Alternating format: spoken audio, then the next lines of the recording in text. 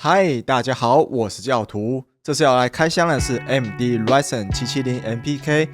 我知道在这个时间点上，很多想组 CP 值电脑来玩游戏、享受影音的人，现在大多会先考量要不要买 R7 770 MPK 或者直上 R7 9800X3D。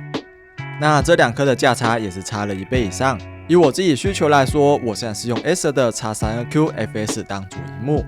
开启萤幕 HDR1000后，各种游戏音，不管是 2K 还是 4K 都非常享受。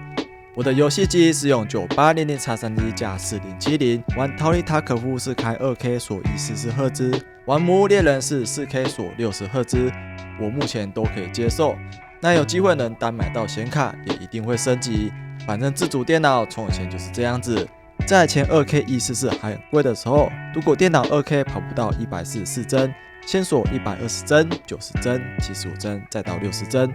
为了流畅度降解析度，跑 Full HD 的人大有人在，就看每个人接受度跟荷包是否够力。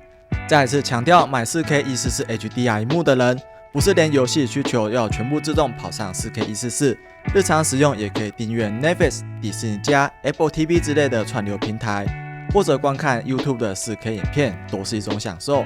买 4K 萤幕绝对不是只是为了打游戏。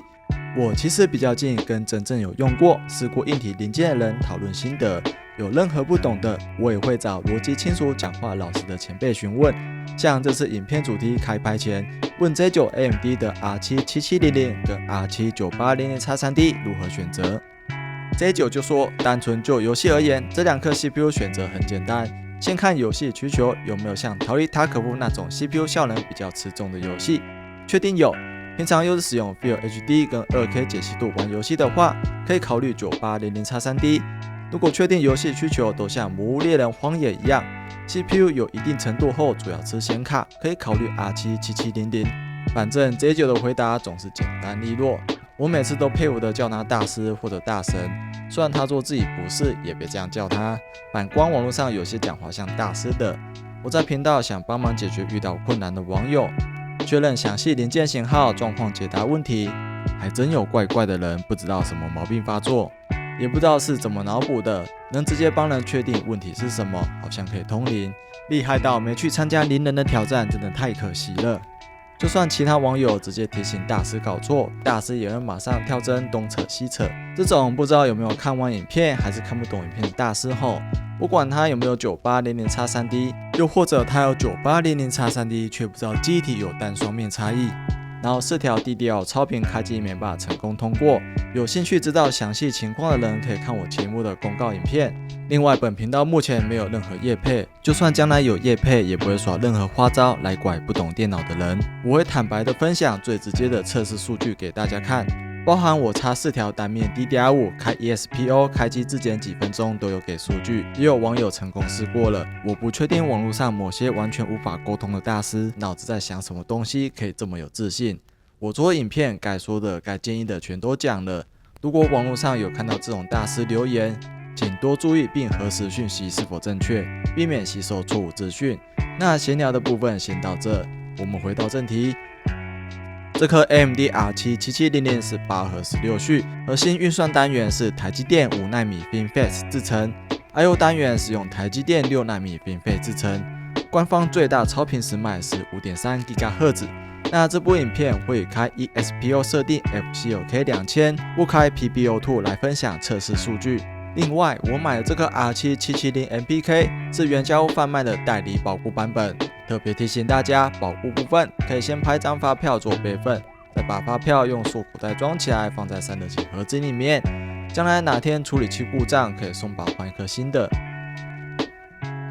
接着，本次测试平台使用的硬体零件，主机板是用 TUF Gaming B80 Plus WiFi， 散热器是用300元买来的6管塔扇。现在我们开始组装。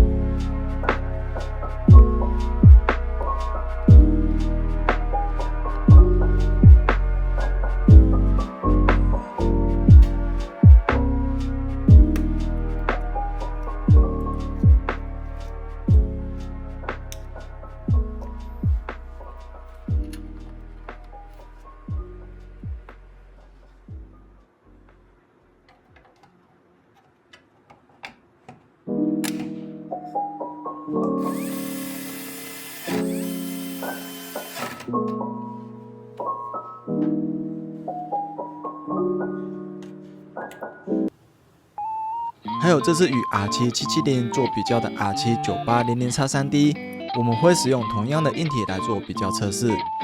接下来 IDA64的画面，这是开启 ESPO 设定 FCOK2000， 其他都 Auto 的延迟。两颗处理器的延迟差距不大。R23中两颗 CPU 分数都在正常值内。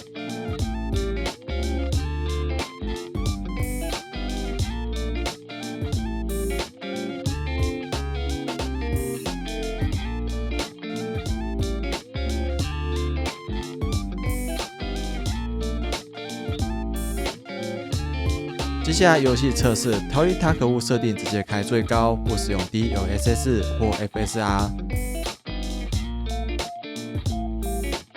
在 Full HD 中，7700跑图帧数大部分场景能维持在780帧，开镜能稳60帧，但跟 9800X3D 之间的差距很明显。玩逃离塔可夫还是推荐直上 9800X3D。2K 部分，这两个 CPU 差距依旧非常明显，尤其在1%与 0.1% 帧 9800X3D 依旧完胜。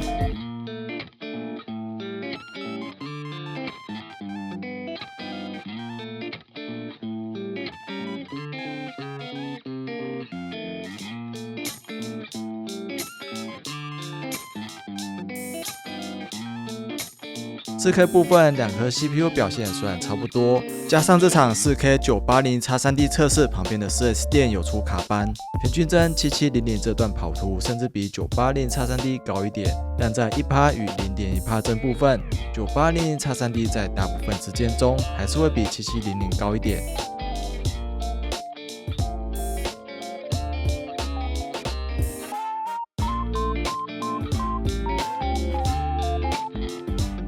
那接下来魔物猎人测试，我会实际跑游戏模拟实际游玩情况。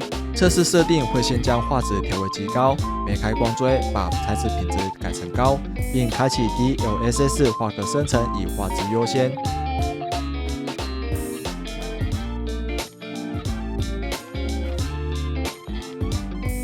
这边我是吃完饭冲去打白之龙，我自己测的部分是 R77700跟 980X3D 帧数差不多。接下来我会把 Full HD、2K、4K 测试数据放上来给大家看。对特定画质测试有兴趣的观众，也可以多利用章节功能来到自己有兴趣的地方哦。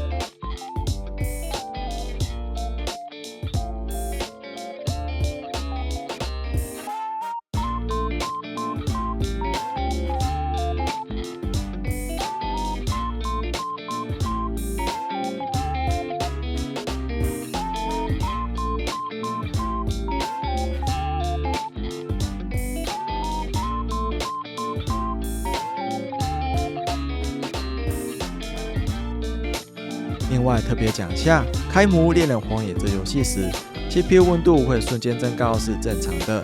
荒野在第一次安装好或换显卡驱动时，都会像烧机一样，之后每次开启游戏都会一瞬间的将温度拉高。至于 CPU 温度部分，980X3D 因为大快取关系，温度会比7700高了一点。